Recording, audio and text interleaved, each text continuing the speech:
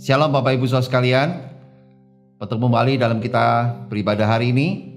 Saya percaya Bapak Ibu Saudara sekalian, jemaat yang dikasihi Tuhan, selalu dalam kondisi yang terbaik, sehat semuanya. Dan saya selalu berharap Bapak Ibu Saudara sekalian bisa terus hidup senantiasa menyenangkan hati Tuhan. Dan saya percaya ini adalah satu hal yang membuat kekristenan kita menjadi kekristenan yang bergairah terus. Amin. Haleluya. Puji Tuhan.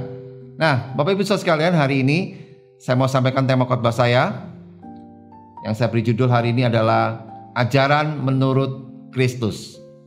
Nah, sepanjang bulan ini Bapak Ibu Saudara sekalian, di bulan Desember ini kita akan banyak belajar tentang murid yang berfokus kepada Kristus.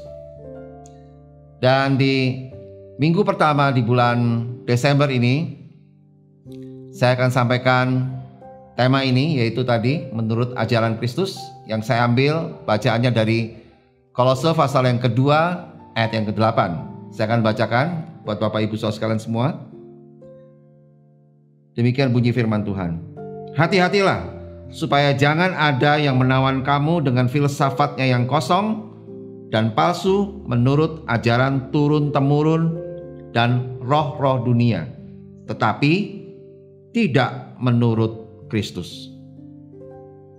Kolose merupakan kota di pedalaman Asia yang berada di jalur perdagangan.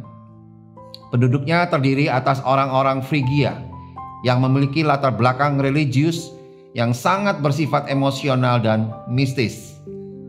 Saat itu terjadi kekacauan agama yang disebabkan oleh pencampuran unsur-unsur timur dengan Yudaisme. Nah, unsur-unsur timur itu dibawa bersama aktivitas perdagangan dari timur. Mereka selalu berusaha mencari kepenuhan Tuhan, dan mereka selalu terpikat ketika ada guru-guru yang datang dengan situasi dan membawa satu filsafat yang menjanjikan suatu pengetahuan kebatinan tentang Tuhan.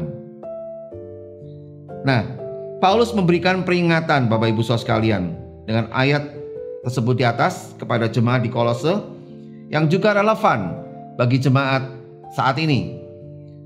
Paulus tentu saja tidak bermaksud melarang jemaat di Kolose untuk belajar tentang filsafat, ya. Filsafat yang dimaksudkan oleh Paulus di sini adalah dalam peringatan ayat di atas lebih ke arah falsafah hidup. Nah, jemaat di Kolose adalah salah satu jemaat yang sangat baik yang didirikan oleh murid Paulus.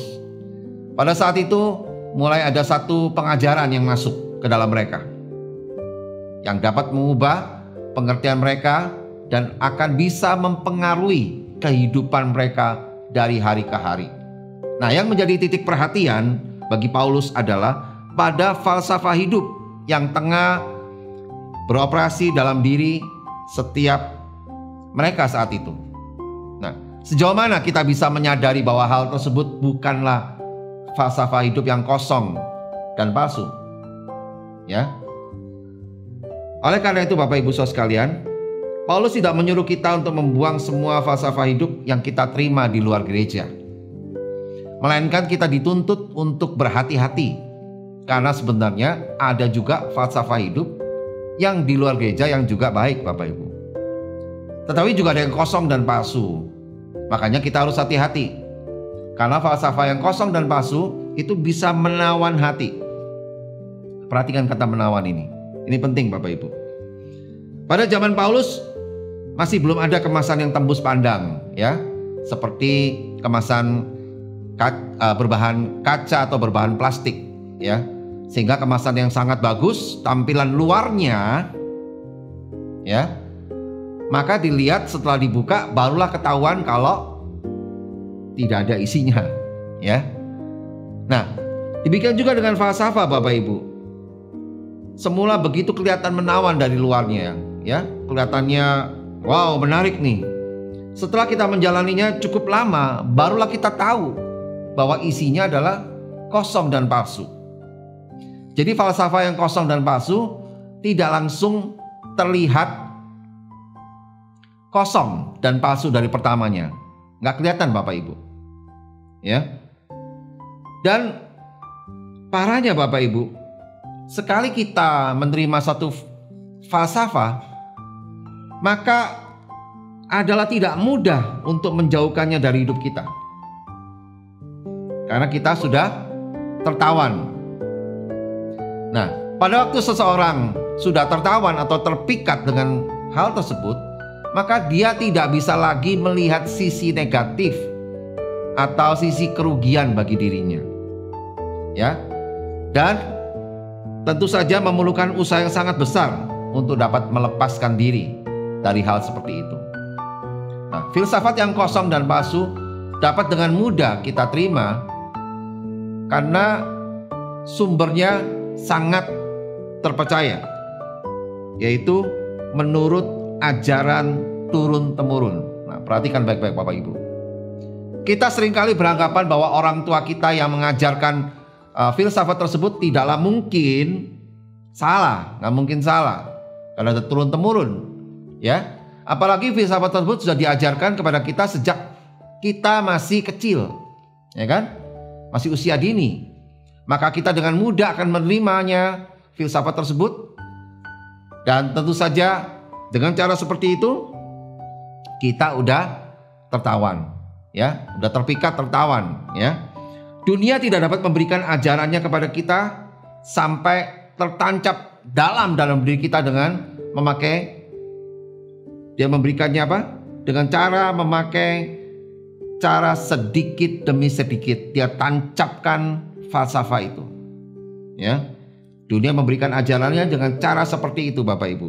Sedikit demi sedikit. Karena apa? Karena kalau kita mengajarnya dengan cara membombardir, justru akan membuat ajaran tersebut malah tidak lagi didengarkan dan diikuti karena telinga sudah menjadi apa? Kebal. Ya. Mungkin udah bosan lah ya dengarnya kalau berulang-ulang dibombardir terus. Tapi kalau sedikit demi sedikit maka akan bisa diterima.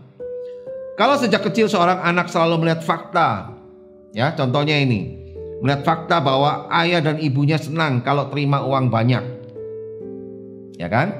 Tapi mereka akan menjadi marah kalau nggak punya uang. Maka anak tersebut akan memiliki falsafah hidup apa? Time is money, ya kan?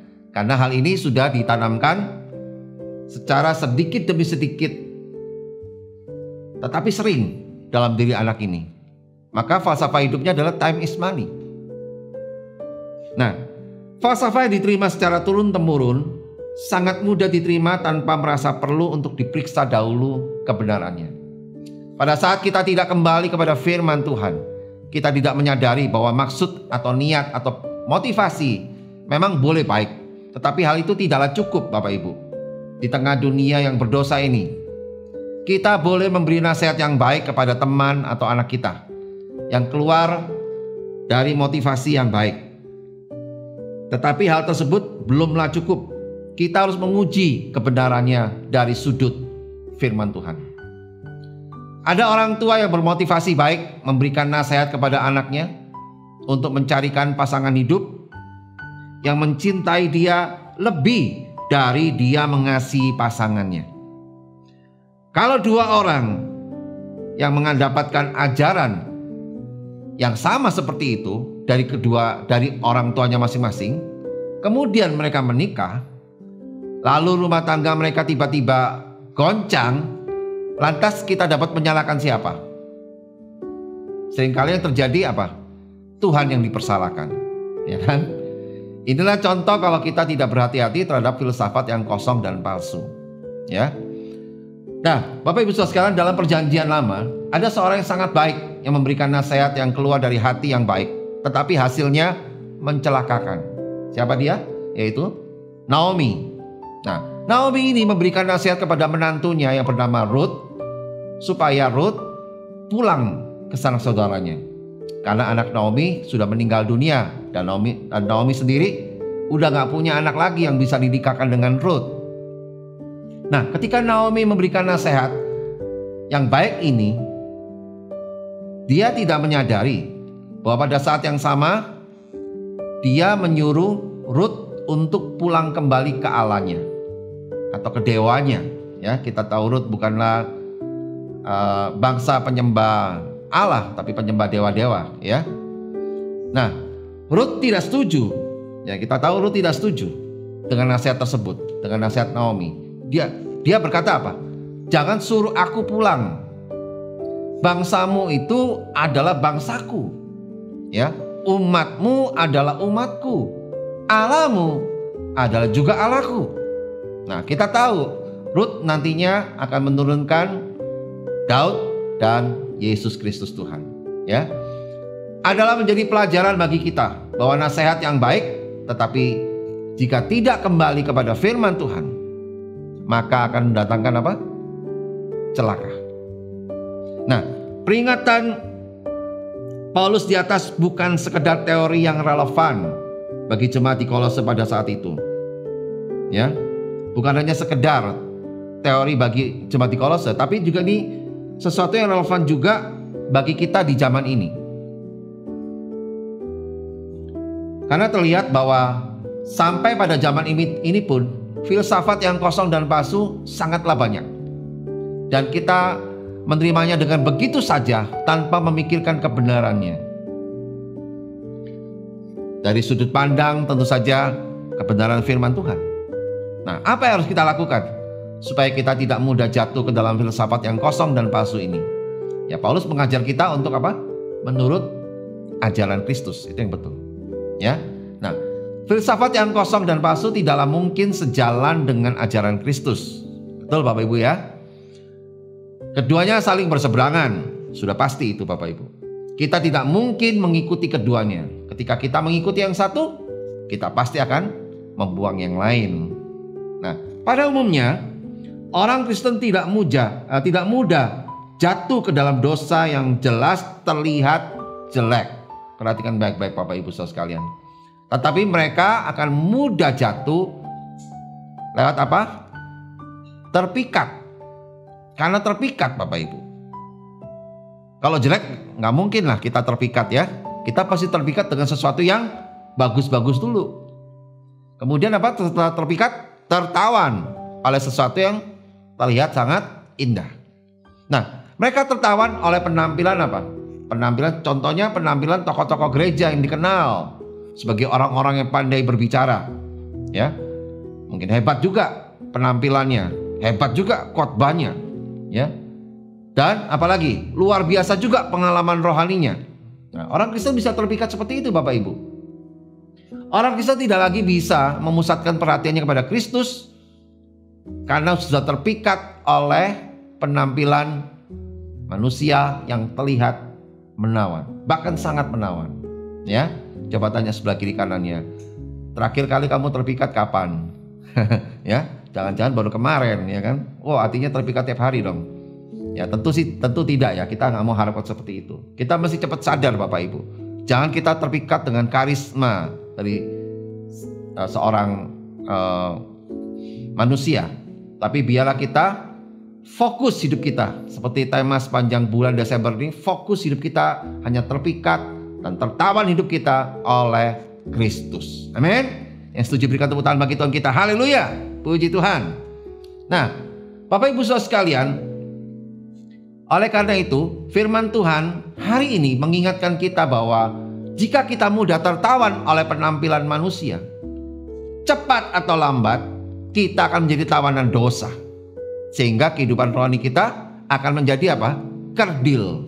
Ya, menjadi gak bisa maju-maju kehidupan rohaninya. Karena apa? Karena terbelenggu oleh pengajaran berbagai ajaran-ajaran sesat. Ya. Oleh karena itu biarlah kita sungguh-sungguh menjadi umat yang menurut ajaran Kristus dan bukannya ajaran manusia. Nah, kalau kita lihat secara jujur Bapak Ibu Saudara sekalian, gereja di zaman sekarang sadar atau tidak sadar juga telah banyak menyimpang dari kebenaran yang sesungguhnya dengan melakukan kebiasaan-kebiasaan turun-temurun yang sebagian besar tidak memiliki nilai-nilai Alkitabiah. Tetapi tetap diteruskan karena sudah merupakan apa? Kebiasaan. Kalau tidak dilakukan, gereja itu akan merasa ada yang kurang. Kalau tidak dikerjakan, maka sepertinya ibadah kurang diberkati. Nah, coba colek kiri kanannya. Gimana? Betul apa betul? Ya kan? Nah, dan juga ada umat yang latah akan penglihatan yang tidak berdasar. Ya, bahkan dengan bangganya dia sampaikan ke jemaat yang kenyataannya kedewasaan rohani dan pengetahuan firman-Nya bervariasi, Bapak Ibu.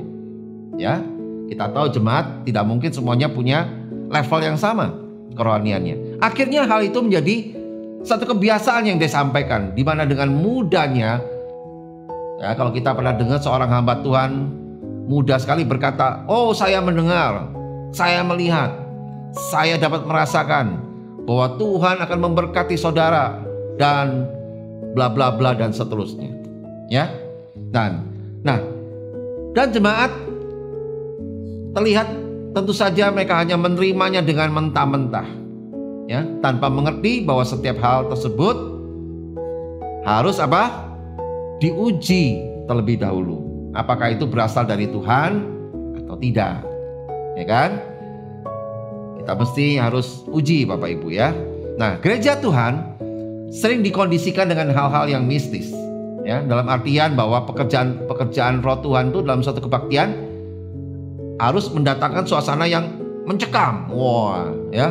Dan harus ada banyak karunia-karunia rohani yang muncul, yang bahkan tidak pernah ditulis dalam Alkitab pun tetap bisa muncul begitu saja dan menjadi booming. Waduh, ya parah ini saudaraku, ya. Seperti yang dikatakan oleh Paulus bahwa mereka hanya hidup dalam imajinasi dan fantasi yang mereka kerjakan sendiri. Oleh karena itu akan bisa menghasilkan apa? Sesuatu yang semakin mengaburkan kebenaran dalam gereja Tuhan. Nah, sekarang bagaimana caranya supaya kita terhindar dari pengajaran yang tidak menurut ajaran Kristus ini? Yang pertama, Bapak Ibu, kita harus maju dalam iman atau kerohanian kita. Kolose pasal yang kedua, ayat yang ke-6 sampai ke-7. Bapak Ibu bisa baca di rumah. Untuk menghindarkan diri dari bahaya penyesatan, orang Kristen tidak boleh merasa sudah cukup dalam hal rohani. Ya, ini akan bisa menjadi apa? Kita statis dalam hal rohani. Ini berlaku dalam hal apa juga? Dalam hal pengetahuan firman Tuhan, ya, pengetahuan akan firman Tuhan, kita nggak boleh merasa sudah cukup. Apalagi dalam hal kehidupan doa atau saat teduh pribadi. Dalam hal apa lagi? Kasih dan iman kepada Tuhan. Terus hubungan atau pengenalan terhadap Tuhan. Apalagi pengudusan dan seterusnya. Ya, kita nggak boleh statis, Bapak Ibu, ya. Kita nggak boleh merasa cukup. Coba cek, Bapak Ibu saudara sekalian, apakah Bapak Ibu saudara sekalian maju dalam hal-hal tersebut yang tadi saya sebutkan? Atau setidaknya Bapak Ibu saudaraku berusaha untuk majulah akan hal itu, ya. Ingat bahwa hanya ada dua pilihan bagi kita: maju dalam iman, maju dalam kerohanian kita, atau kita tersesat.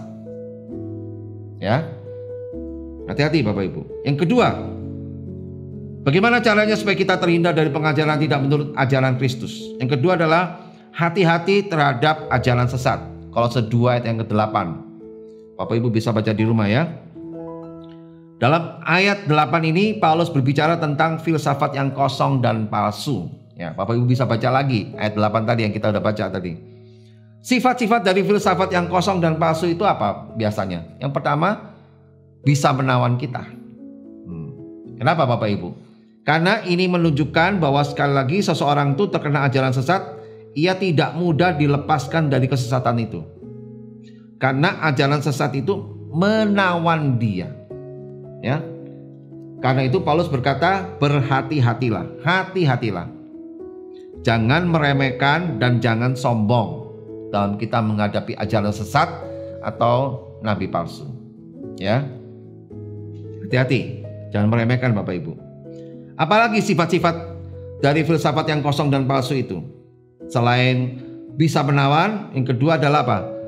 Tidak terlihat jelas sebagai kebodohan atau dusta. Nggak terlihat jelas Bapak Ibu awalnya, ya. Kenapa? Ini terlihat dari cara dia menggunakan apa? Kata-kata yang indah. Kolose 2 ayat yang keempat. Kitab NIV sampaikan dengan kalimat fine sounding argument. Ya. Artinya argumentasi yang kedengarannya indah atau bagus. Jadi maksudnya adalah argumentasi yang kuat dan meyakinkan. Ya. Dan tampak penuh hikmat.